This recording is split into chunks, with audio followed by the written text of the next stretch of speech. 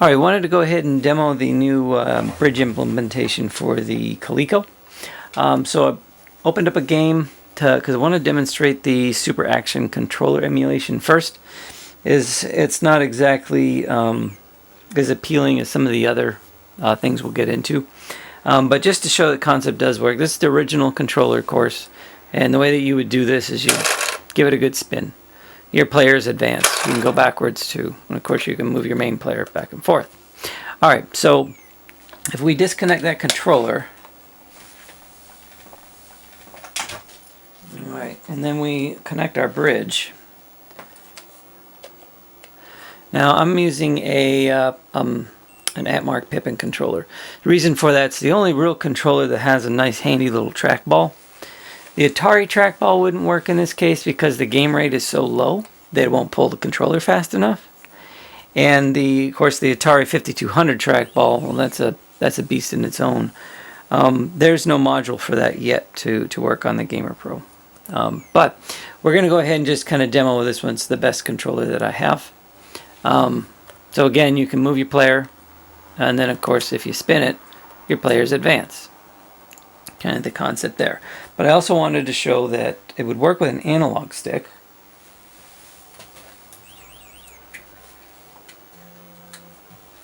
Alright, here I have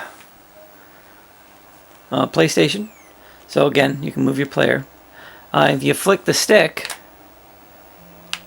you get that same effect. Now in this case, it's inverted. Because this game is a spinner game. And spinners are designed to be what I like to call top down, so like a trackball. But obviously with a controller like this, this is designed for more like a steering wheel operation, not a spinner. So that's why it's inverted. If you wanted to, you could invert the mapping. We're not going to get into that. So this is an example of the Super Action controller emulation. And if you had a keypad controller, it would emulate the keypad. And then your two buttons, of course, you'd have those on here as well. All four buttons, sorry, in the case of the Super Action controller. So all four of these buttons would have those actions. But next up, I'm going to go ahead and demo something just a little more interesting. Okay, next up, Turbo.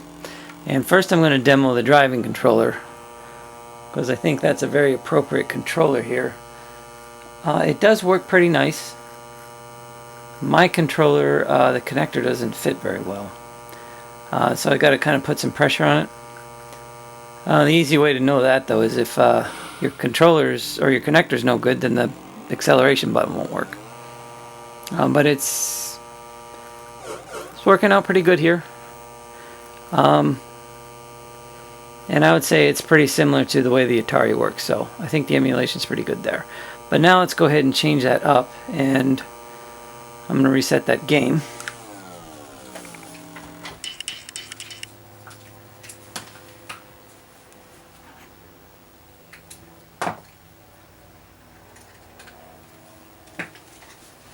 Okay, so for this one, I'm going to use a regular analog controller. So we got this guy here, and you should just be able to use the stick. I think X is going to be our acceleration. Yep, and this is, in my opinion, much better. The response is just quick, but you don't really get a feeling of a steering wheel. So, although I do feel that this is a better approach, I've got a couple other options that make it a little bit better. But there you go. That's basically any analog controller would do that. So, next up, this is a Wii U, or a U graphics tablet for the Wii. The accelerator is on the pen button. And you can draw on the tablet to drive the game. This one's a little funky. The sensitivity is a little higher. But once you get good and familiar with it, it actually drives very smooth. I should say smoothly. It turned out a lot better than I thought it would. But let's go ahead and try one more, my personal favorite. This DJ Hero. Now this thing is kind of big, but once it's detected, you can remove both of those sides. Those sides are just just on there for detection. Of course, if you wanted to use the DJ Hero for other uses, you'd need them. But in this case, we just want this centerpiece, and we're just going to use this knob and this button to accelerate. But I'm going to go ahead and start that and sit down here so I can demo it a little bit better.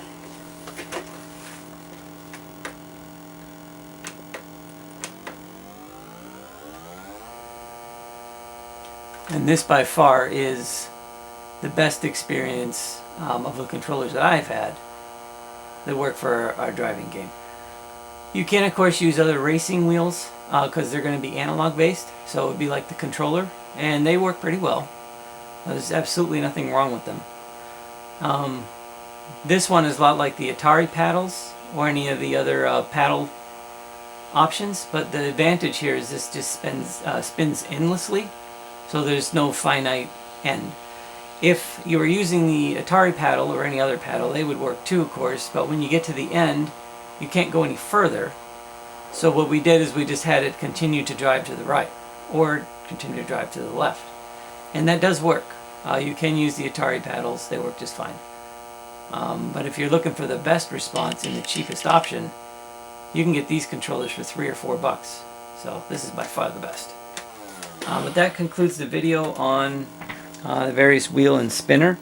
As I said, the keypads, all keypad controllers will work and support up to 4 buttons for a super action controller, but more commonly just the 2 buttons on the Coleco. So you can use any controller you'd like on the Coleco now. Thanks for watching.